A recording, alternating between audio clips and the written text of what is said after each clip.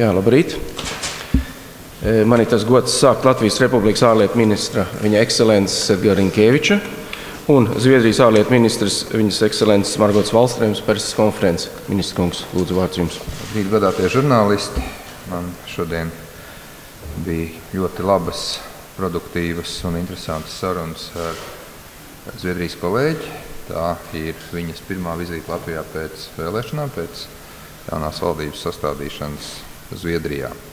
Neapšaubām, ka mēs šodien pārunājām gan mūsu divpusējās attiecības, gan jautājumu loku, kas skar mūsu prezidentūru Eiropas Savienībā, īpaši uzmanību veltot Eiropas Savienības stratēģijai Baltijas jūras reģionam, pārunājām fóruma gaitu, kas notiks jūnijā, runājām arī par vairākiem kopīgiem pasākumiem prezidentūras laikā saistībā arī ar mediju brīvību. Atbalstam arī Zviedrijas iniciatīvu rīkot pasākumus gan Briselē, gan mums arī šeit Latvijā būs vairāk pasākumu mūsu prezidentūras laikā, kas saistās ar vārda brīvību, ar mediju brīvību. Neapšaubām pārunājām austrumu partnerības jautājumus un sagatavošanos Rīgas samitam. Esam pilnīgi viensprātis par tiem darāmajiem darbiem, uzdevumiem, par tām arī prioritātēm, kuras es esmu jau iezīmējis, sākot no reāls konkrētas palīdzības programmas izveidas tām austrumu partnerības valstīm, kas ir gatavas turpināt reformas tādām kā Gruzija, Moldova, Ukraina, arī par lielāku diferenciāciju. Runājām, protams, un tas arī bija viens no centrālajiem jautājumiem par situāciju Ukrainā, par to, kas šobrīd notiek Ukrainas austrumos. Tas, ko mēs redzam, šī eskalācija, šī kara darbība, kas ir šobrīd izvērsusies pēc Ziemassvētku, pēc jaunā gada brīvībām, tā ir absolūti nosodām, un mēs esam viensprātis, ka Krievijas pusē ir jāizdara pilnīgi viss, lai šī kara darbība beigtos. Mēs uzskatām, ka pašlaik tiešām situācija ir pasliktinājusies. Mēs, protams, turpināsim koordināciju saistībā ar šiem notikumiem gan Eiropas Savienības līmenī, gan arī kopumā pārunājām arī koordināciju Ziemeļu Baltijas valstu formātu līmenī, gan lai koordinētu dažādu veidu palīdzības programmas Ukrainai, austrumu partnerībai. Tāpat arī pārunājām drošības situāciju Baltijas jūras reģionā. Es informēju arī par savām sarunām Maskavā par šo jautājumu, arī par citiem. Un mēs esam viensprātis, ka Baltijas un Ziemeļu valstīm, tām valstīm, kas Baltijas jūras reģionā, uz tādiem incidentiem kā lidmašīnas, kas lido ar izslēgtiem transponderiem, vajadzētu reaģēt vienoti un pietiekami asi, ja tādi incidenti tālāk arī atkārtosies, izmantojot tos diplomātiskos līdzekļus, kas ir mūsu rīcībā. Pamatā, laikam, es esmu iezīmējis to jautājumu loku, kas šodien tika pārunāti. Mēs, protams, esam ļoti cieši sadarbības partneri gan divpusē, gan Eiropas Savienības līmenī, un tāpēc man ir prieks arī, ka, lai gan mēs tiekamies ļoti regulāri, ļoti daudz un dažādos formātos, ka tomēr arī mums ir bijusi iespēja, nesteidzoties pārunāt arī jautājumus, teiksim, tīri divpusēji un vēlreiz koordinēt viedokļus gan divpusējās, gan reģionālās, gan arī Eiropas sadarbības jautājumos. Paldies. Ministrs kundze, lūdzu. Paldies. Paldies par silto sagaidīšanu. Un, protams, šis ir veids, kā parādīt mūsu draudzību un mūsu sadarbību uz daudziem jautājumiem. Un es ļoti novērtēju, ka es spēju atbraukt tik agri, lai apciemot jūs, kā arī, lai apsveikt Latviju un jūsu prezidentūru Eiropas Savienībā. No jūsu prioritātēm es redzu un jūsu plāniem, ka šī ir vēl viena izpausmi tam, cik līdzīgi mēs domājam par Eiropas Savienības nākotni un arī par mūsu ambīcijām sadarbībā Eiropas Savienības.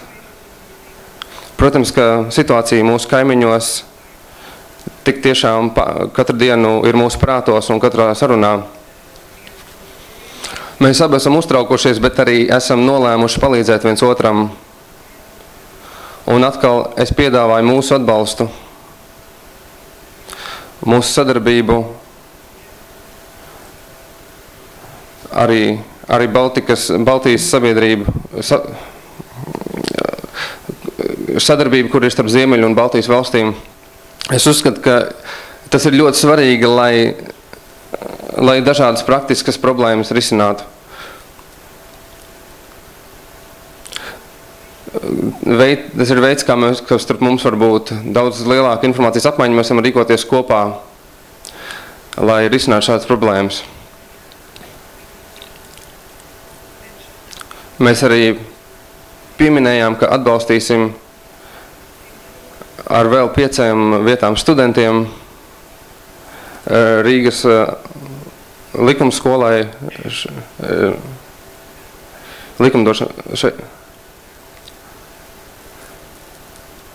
Šis ir vēl viens svarīgs devums. Mēs runājam, protams, par austrumu partnerību, kas ir ļoti svarīgs temats, ne tikai samita dēļ. Es esmu droša, ka tas izdosies un būs ļoti svarīga platforma mūsu rīcībai sakarā ar šo svarīgo problēmu, lai iesaistītu valstis no austrumu partnerības. Mums ir daudz kopīgā. Varbūt nedaudz sarežģīti un izaicinošas problēmas mūsu dienas kārtībās, bet, kā mēs jau teicām, tā ir iespēja apmainīties ar mobiliem telefoniem, lai mēs varētu viens otru sazvanīt, kad vien kaut kas notiek, vai mēs redzam, ka ir iespēja palīdzēt vienam otram. Mēs esam tuvi. Mēs turpināsim tāda arī palikt. Mums ir laiks pāris jautājumiem. Lūdzu, vai ir kāds? Jā, lūdzu, Jānim. Jānis Ransons, ziņa aģentūra BNS. Jautājums Zviedrijas ārlietu ministrei. Pēdējo mēnešu laikā ir tā redzējuši, ka Somija un Zviedrija veido ciešākas attiecības ar NATO. Kā šī sadarbība varētu izvērsties un vai Zviedrija varētu iestāties NATO tuvāko 10-15 gadu laikā, piemēram? Paldies!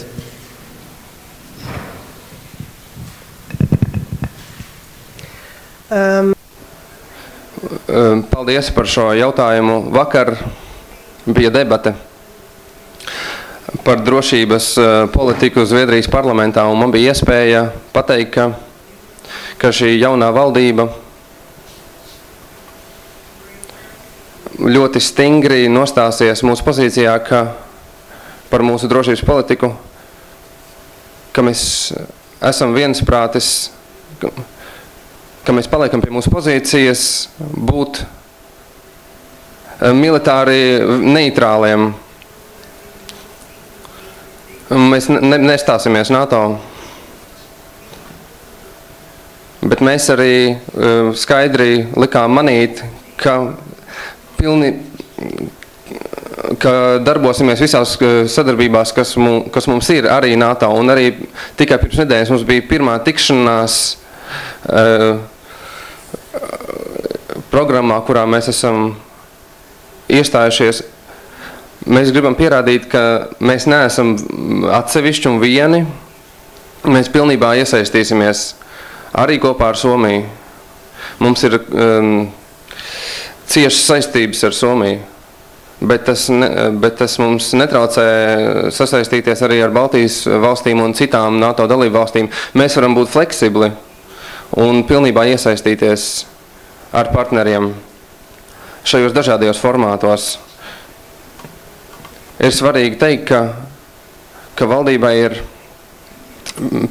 pienākums pārliecināties, ka vienmēr izvēlamies to, kas aizstāv mūsu zemi vislabākajā veidā un mūsu teritoriju un integritāti.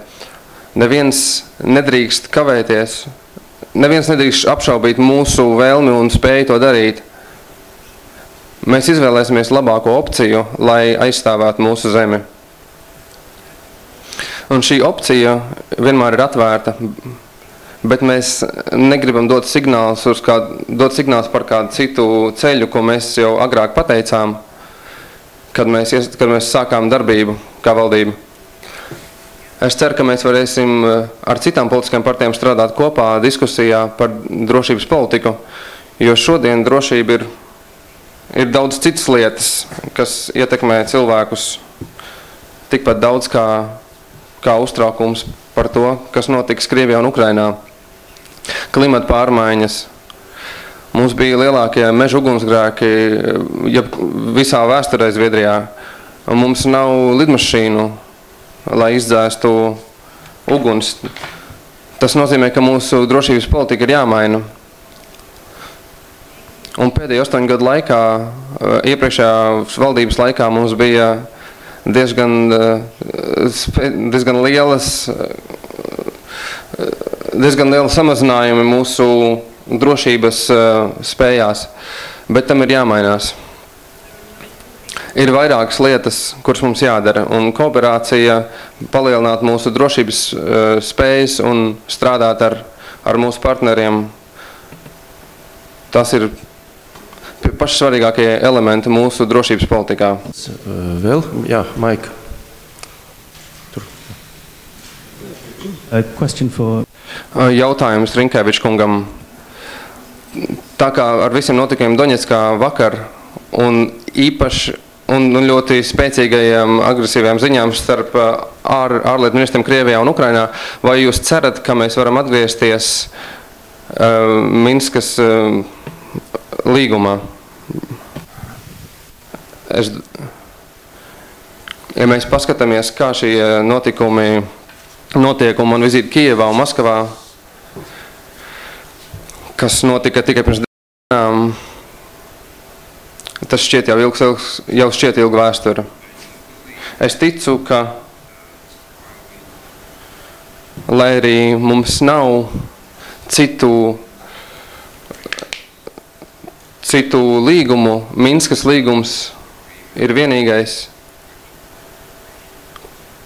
kuru Krievija arī ir parakstījusi. Šie līgumi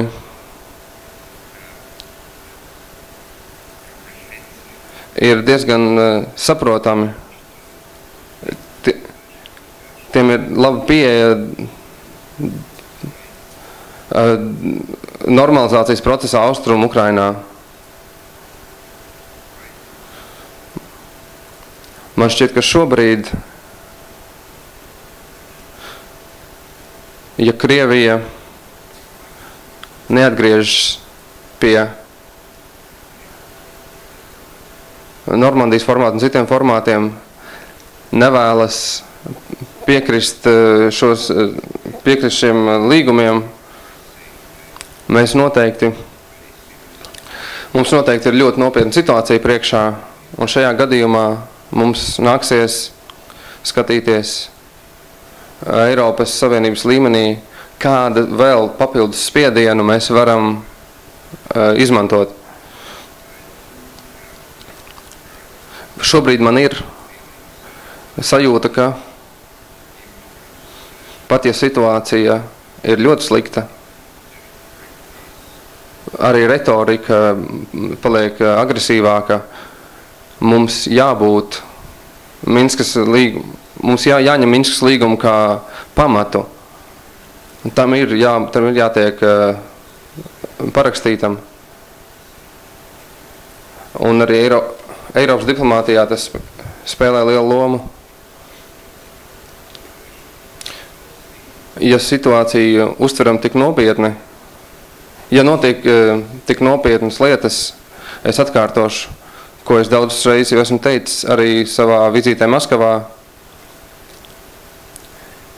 ka šī sankcija policija ir atkarīga no vai nu uzlabošanās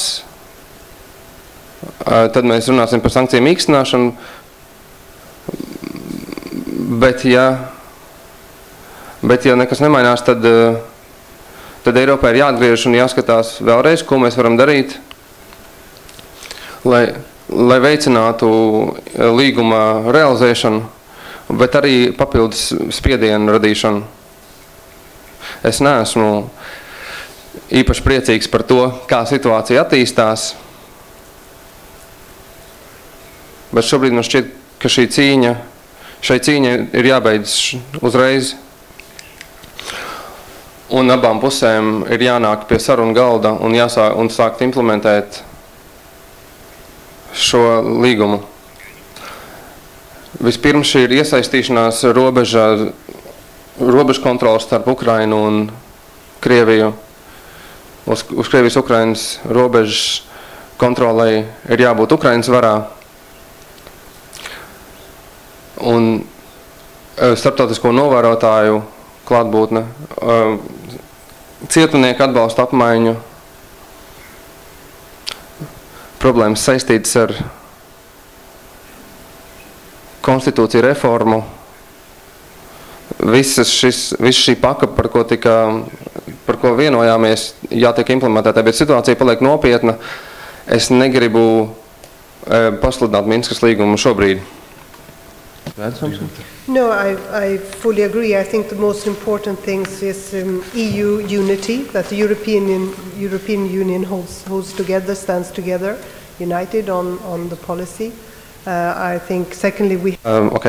Mums jāpalīdz Ukrainai ar viņu reformu un reformu plāniem. Mums jābūt drošiem, ka mēs esam gatavi palikt pie tā, ko esam nolēmuši. Kā Edgars teica, ka mēs vienmēr esam gatavi iesaistīties arī pārējās problēmās, kuras ir vairāk ilgtermiņa, bet tas arī Krievu propaganda veids, kā viņi runā par to, kas notiek. Un cerot, ka vienu dienu mēs varēsim atgriezties pie kontaktu cilvēku starpā un radīt iespējas vēl kādai citai realitātei Krievijā, vairāk demokrātisku Krieviju, kas dodas pareizajā virzienā. Paldies!